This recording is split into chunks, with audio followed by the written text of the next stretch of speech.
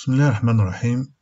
Chers étudiants, bienvenue à cette nouvelle vidéo qui sera consacrée au calcul du point de fonctionnement d'un montage de pompe en mixte. Alors, c'est la suite de l'application numéro 7 sur les points de fonctionnement. Nous vous proposons ici le cas où vous avez un montage de pompe en mixte, c'est-à-dire vous avez, par exemple ici, nous avons 4 pompes, 2 pompes montées en série, pompe 1, pompe 2, et une deuxième groupe de pompes montées en série, H2 et H4. Ces deux groupes de pompes en série sont placés en parallèle. Ça, c'est le montage mixte. Dans l'application numéro 7, on a considéré dans les stations de pompage que on préfère les pompes montées soit en parallèle ou en série ou en mixte doivent être, il est préférable qu'elles soient identiques. Mais parfois, on ne peut pas obtenir toutes les pompes identiques par manque de pièces, par exemple, ou par manque de disponibilité. Parfois, il y a des changements à faire dans la station de pompage. On utilise parfois des variateurs de vitesse qui modifient les performances des pompes. Donc, on peut se retrouver dans un cas particulier où nous avons un montage de pompes en mix, mais elles sont non identiques, elles sont différentes. Par exemple, dans ce schéma-là, vous avez la caractéristique de la pompe 1, elle est différente de la caractéristique hauteur débit de la pompe 2 et ainsi de suite, la pompe 3, pompe 4. Alors dans ce cas-là, comment calculer le point de fonctionnement? C'est facile si elles étaient identiques, mais quand elles ne sont pas identiques, on fait appel à la résolution graphique, en utilisant ici, les principes lorsqu'il s'agit de pompes en série. Débit constant, les hauteurs s'ajoutent. Débit constant, les hauteurs s'ajoutent. Quand il s'agit de groupes de pompes en parallèle, on applique le principe hauteur constante, les débits s'ajoutent. Hauteur constante, les débits s'ajoutent.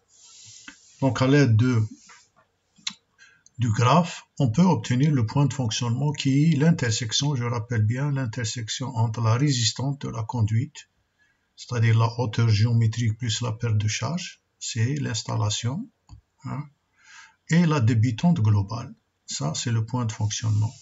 Quand on obtient le point de fonctionnement, on peut projeter sur la caractéristique H2 plus 4, on obtient le débit QF de 4, 2 ou bien 4. C'est le même débit, débit constant. Débit constant. Et aussi, on continue la projection sur la caractéristique des deux pompes en série 1 et 3, on obtient le débit Q1,3. Voilà.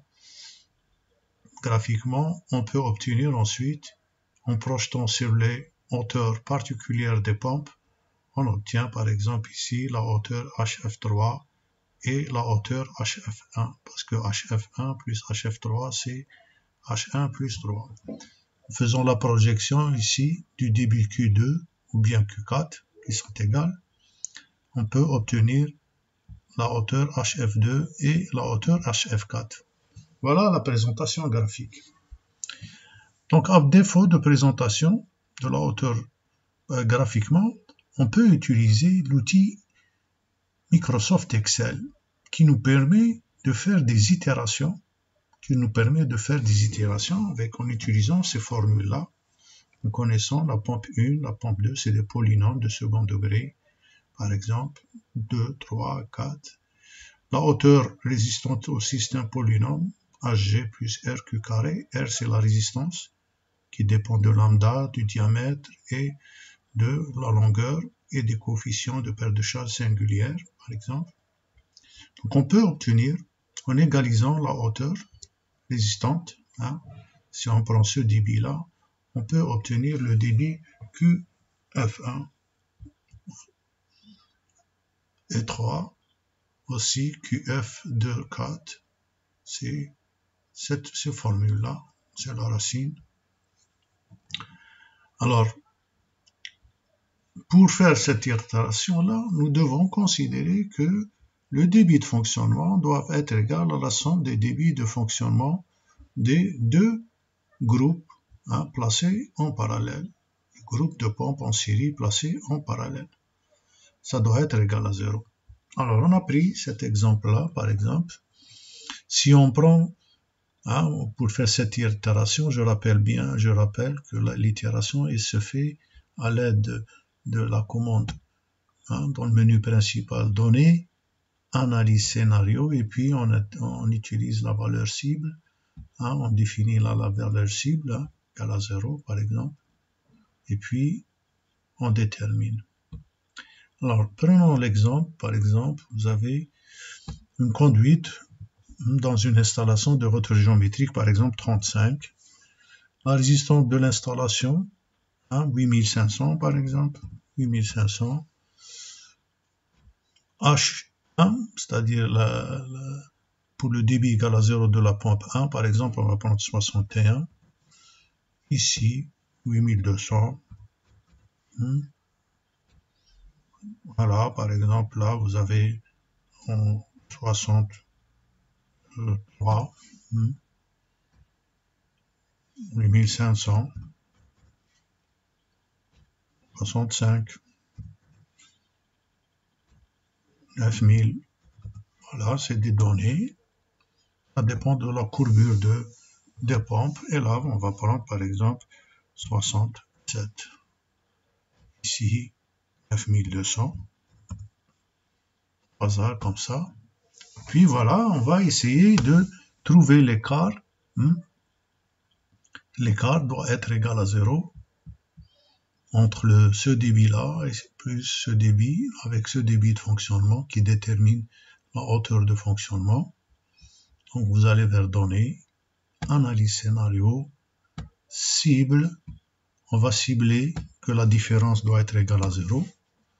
Et puis, la cellule à modifier, c'est bien celle-là, celle qui va être calculée. Donc, l'outil va faire l'itération et va nous trouver le débit, le nouveau débit.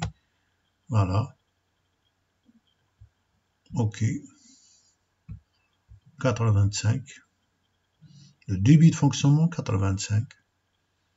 Le débit dans le tronçon du groupe 1-3, c'est 42 litres. Dans le groupe 2-4, c'est 42 litres aussi. À peu près. Et puis, vous avez les hauteurs de fonctionnement. On peut les trouver, ces hauteurs de fonctionnement-là. Si vous égalisez ici, connaissant le débit, on remplace le débit dans la débitante de la pompe. Hauteur de fonctionnement 2 aussi, on remplace le débit trouvé dans l'équation de la débitante de chaque pompe. Voilà. Donc, lorsqu'on a des pompes ou des caractéristiques différentes dans les stations de pompage, en montage mixte ou bien en parallèle, on fait appel à ces outils-là, l'outil Excel, pour faire des itérations, à défaut de faire ça graphiquement pour obtenir les points de fonctionnement. Voilà, merci de votre attention, portez-vous bien, à la prochaine, Inch'Allah. Assalamu alaikum wa rahmatullahi wa barakatuh.